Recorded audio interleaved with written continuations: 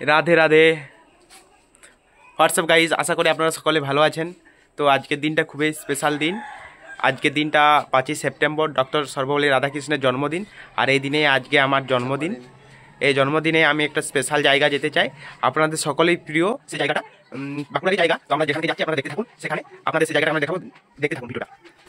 আমার কাছে ভগবান বলতে আমার মা ও বাবা। বাবা কাজ চলে গেছে, তাই মাকে প্রণাম করে আশীর্বাদ নিলাম। আর আপনারা সকলে আশীর্বাদ করুন যাতে আমার মা বাবা ও সকলকে যেন খুশি হাসি খুশি রাখতে পারি। এই আশীর্বাদ করুন আপনারা সকলে।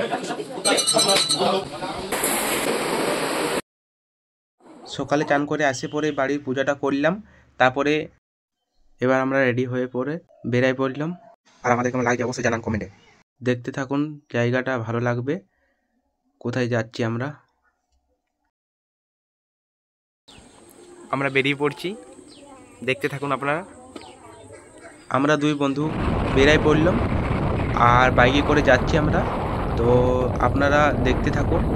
আর আমাদের গ্রামের পরিবেশ, প্রকৃতিটা একটু দেখুন, খুবই ভালো লাগছে। নেচারের প্রকৃতি। এটা কুয়াবাগানের বাজার। কুয়াবাগান থেকে আমরা ঢলডাং হয়ে যাব সেই জায়গাটা। এটা ঢলডাঙ্গের মোড়। ঢলডাং থেকে এটা বুঝতে পারছেন কোন জায়গাটা, আপনারা গেস করুন কি হতে পারে এই জায়গাটা। এই যে আমরা চলে এসেছি, ঢুকবো এরপর। শ্রী শ্রী একতেশ্বর ধাম। এই একতেশ্বর মন্দিরে ভোলে বাবা ও শিবরাত্রির সময় দমে ভিড় হয়। এখানে পা ফেলার জায়গা থাকে না, এমন ভিড় হয়। না আসলে বুঝতেই পারবেন না। যারা যারা এসেছেন কমেন্টে জানাবেন। মন্দিরের সামনে অনেক দোকান আছে, সেখানে পূজার জন্য অনেক জিনিস পেয়ে যাবেন। আমি যখনই আসি ওই মন্দিরের গেটটার সামনেই একটা কাকিমা থাকেন, ওনার কাছে সব কিছু নিয়ে নিই পূজার জিনিস। কাকুকে জিজ্ঞাসা করলাম, কাকু বলছে কাকিমা ঘরে একটু কাজ করছে, তাই কাকুরখানে আমরা সব কিছু নিয়ে নিলাম। নিয়ে পরে এরপর আমরা ভিতরে পূজা দেবো। দেখতে থাকুন ভিডিওটা। সব কিছু নেওয়া হওয়ার পর এবার মন্দিরের ভিতরে প্রবেশ করছি। এরপর আপনাদের সামনে মন্দিরের পরিবেশটা দেখাই দিচ্ছি। এখানে এখন ফাঁকা, কিন্তু প্রতি সোমবার এবং শ্রাবণ মাসে ভিড়ের গাদা। এখানে বিয়েবাড়িও হয়। আবার বাঁকুড়া একতেশ্বরে গাজন বিখ্যাত।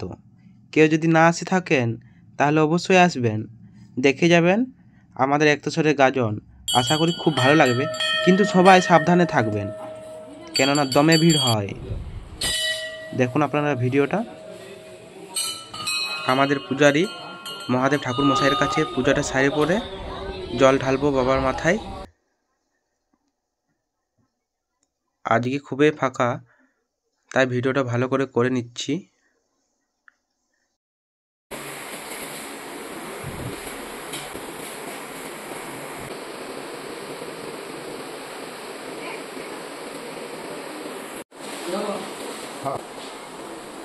এরপর মন্দির প্রদর্শন করব।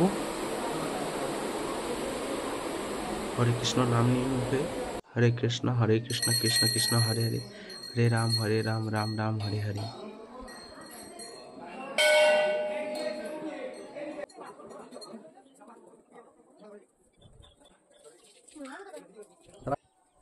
মন্দির প্রদর্শন করার পর এবার পাশে একটা ছোট শিবের মন্দির আরও আছে, ওখানে বাবার কাছে বাবাকে জড়িয়ে ধরে পড়ে প্রার্থনা করব যেন সবাইকে ভালো রাখেন। আমি একজন বেকার ছিলাম, আমার কাছে দেওয়ার মতো সেরকম কিছুই নাই, কিন্তু মাকে বললাম।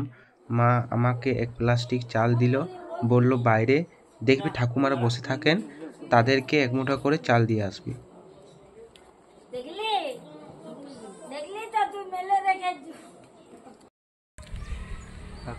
হর হর মহাদেব। আমাদের পুজো দেওয়া শেষ হয়ে গেল, এরপর আমরা বাড়ি যাচ্ছি। হরে কৃষ্ণ।